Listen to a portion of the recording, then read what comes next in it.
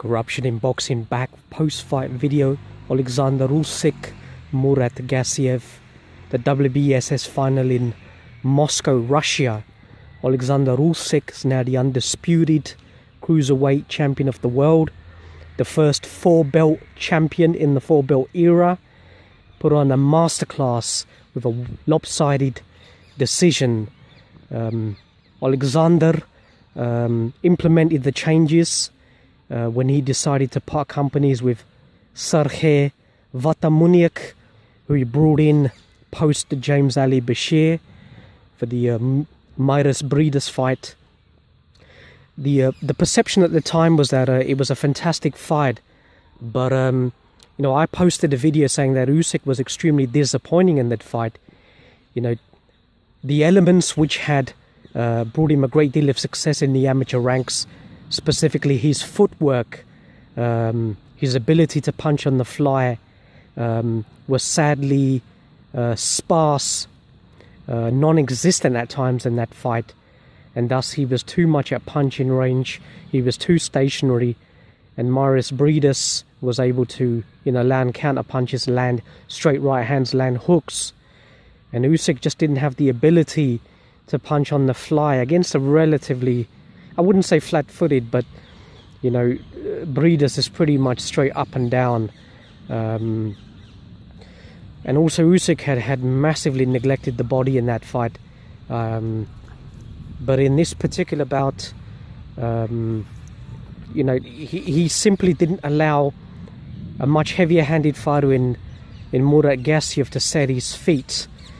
And one thing that heavier punchers hate more than anything in the world is to be forced to turn regularly.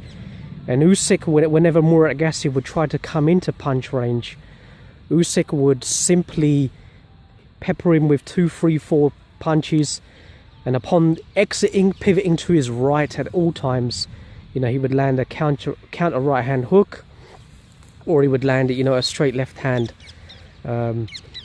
Murat, the only option he had was to try and land a counter left hand upon Usyk exiting the punch range. But single punches are not going to deter, dissuade or disrupt a boxer. And one other element I want to bring into the equation is that a Ukrainian, the significance of a Ukrainian fighting a Russian in Russia. Don't underestimate the determination Usyk had to put on a masterclass in front of the Russian state, in front of the Russian public. When the Russian Federation, when they decided to annex Crimea from the Ukraine, that political tension and the subsequent war, it upset Oleksandr Usyk a great deal. Oleksandr, made the statement that he would never ever submit his Ukrainian passport and replace it with a Russian passport. And he felt that Crimea was always a part of the Ukraine. And we saw that in his performance. That was a man on the mission who was determined to prevail. There was no way he was going to lose, and he was determined to put on a boxing clinique, and that's exactly what he did. He's a phenom at that weight, to the extent that we've never seen in history. You don't see a 200-pound athlete with that level of athleticism, that level of punch output, that level of skill. Fighting at that high level, a lot of it's just down to muscle memory and instinct. But the components you overlook, it's power chess at that high level. It's all about fighters who can execute their game plan in front, try and negate all of the variables, all of the intangibles that he's fighting on the road against hostile crowds, against potentially biased judges, against potentially biased and indifferent referees who don't allow fighters try and disrupt their rhythm. Usyk, that's why he went back to the Ukrainian Olympic boxing coach as well. these individuals focus more on preparing an athlete mentally to deal with, you know, these variables, how to control your emotions, how to not get too upset, you know, not to pace yourself, not to allow mental factors to deplete your gas tank. And you know, that's why we see fighters like Vasily and Oleksandr, not only physical specimens, but not only technical and gifted boxers, but those who are just mentally have that mental fortification to deal with all of the other elements. And that's why they're able to prevail both physically and mentally.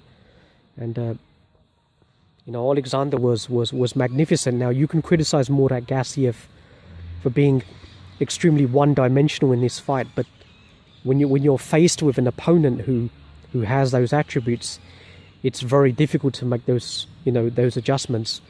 You know, Murat, you know, does have a very good jab. You know, can vary the speed, the trajectory, and you know, the power of his jab.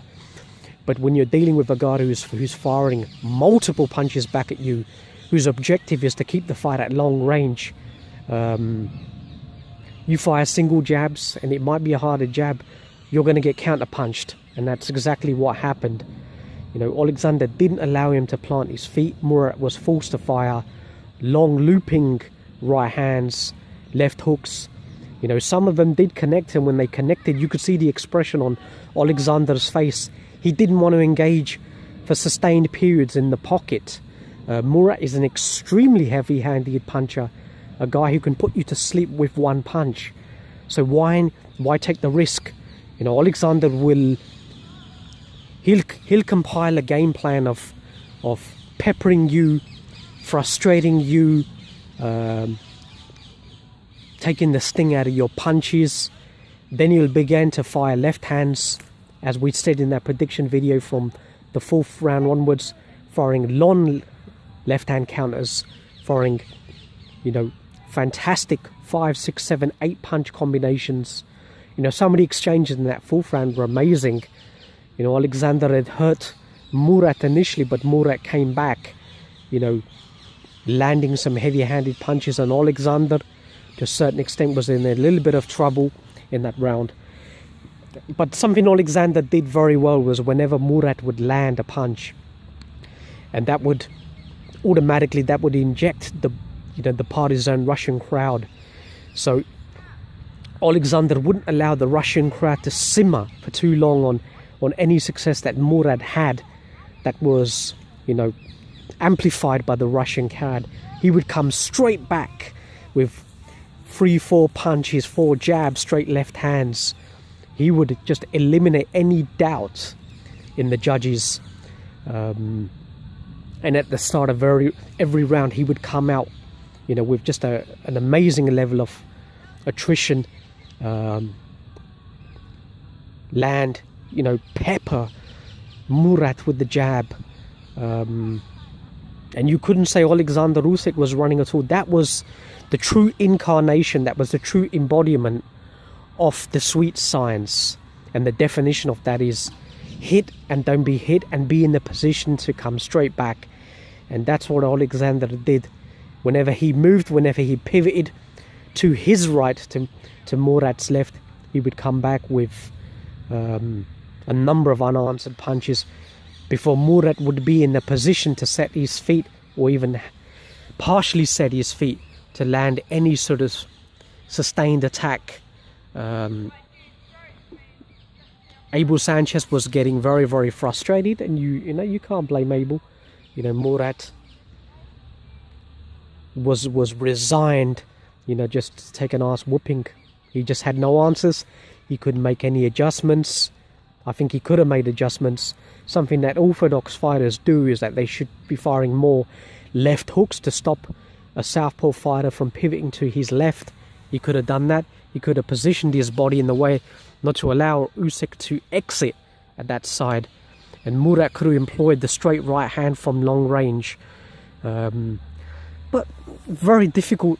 You know, there's a gulf of experience between these fighters. You know, Usyk, over 300 amateur fights, World Series of Boxing. You know, he's fought in 50 countries. Murat, a very limited amateur background, whatever, 25 fights in the professional ranks. He's not fought in a lot of jurisdictions. He's not fought with too many different boxing styles. He's a baby at this level. Plus he's only 24 years old. Oleksandr is 31. He's in his physical prime, people. He's got his man strength. You know, that's Oleksandr at his very best. Murat, I think that is a defeat he will learn tremendously from. I think he still has so much to learn at this level. You know, I would think that I would plead with Murat to remain at the cruiserweight ranks. The belts are going to become vacated. He has an opportunity to come back and perhaps even become an undisputed champion as well. There's no shame in losing to a fighter of Oleksandr Usyk's stature. You know, I feel he's pound for pound the best fighter in the world, without a shadow of a doubt. You know, Vasily Lomachenko has not really fought punchers in their prime. Punchers with the ability to take you out with one punch. You know, Nicholas Waters was a puncher, but he was coming down from, 175, 180 pounds, coming back down to 130 pounds. That's too much of a weight cut, and after a year layoff as well. And Jorge Linares was a puncher, but Jorge Linares, as I talked about in my video, was vastly overrated.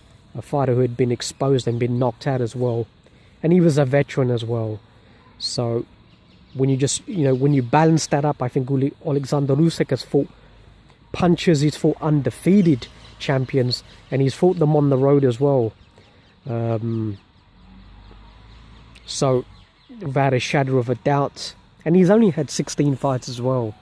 So when you on a composition index of all of those factors, I think Oleksandr Usyk, has the best resume, has showed the best level of skill, has outboxed these people, and I feel he's boxing's pound for pound #1 fighter.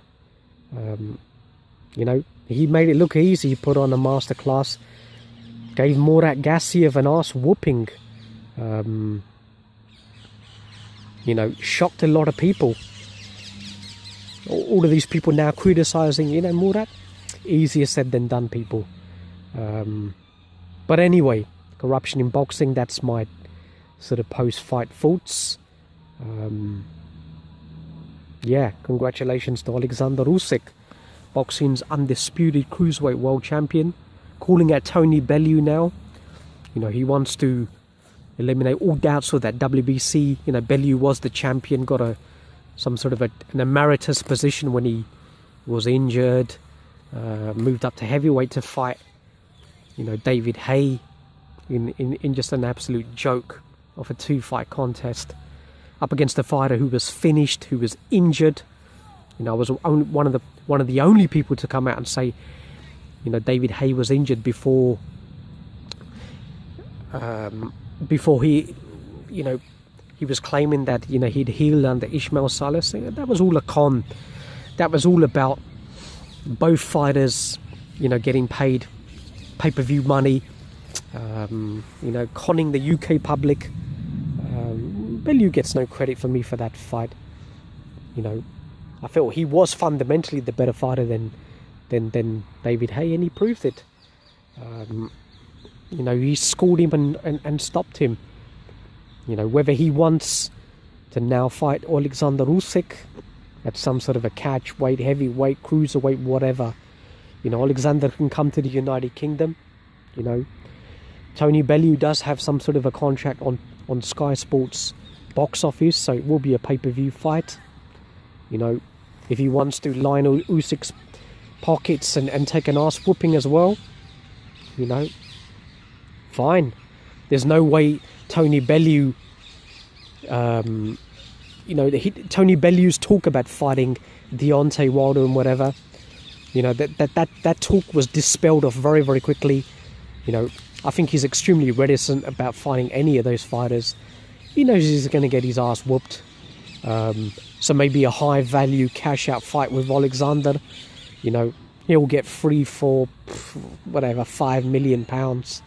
You know, he can retire with his horde of kids and his wife finally get married, or whether he's got married, I don't even know what the fuck's happening. You know, it's a good transition to Oleksandr to fight a, you know, some sort of a borderline smaller heavyweight before he bulks up a little bit more, goes up to heavyweight and takes on some of these flat-footed heavyweight fighters. The only way he loses to them if he gets knocked out. You know, if he takes a counter right hand, left hook, you know, lucky punch. There's no way these, you know, these behemoths are out boxing Oleksandr. The only fighter who has the ability is Tyson Fury. He's the only one who has the ability. He's the only one who can box laterally. You know, can box with Oleksandr. 6'9" against 6'3". You know, the length Tyson Fury has as well. That's going to be a very difficult fight against a Tyson Fury who can get back down to, you know, maybe, you know, an 18 stone. Who knows? You know, maybe, you know, we can only hope, you know, Tyson Fury can continue his road to recovery.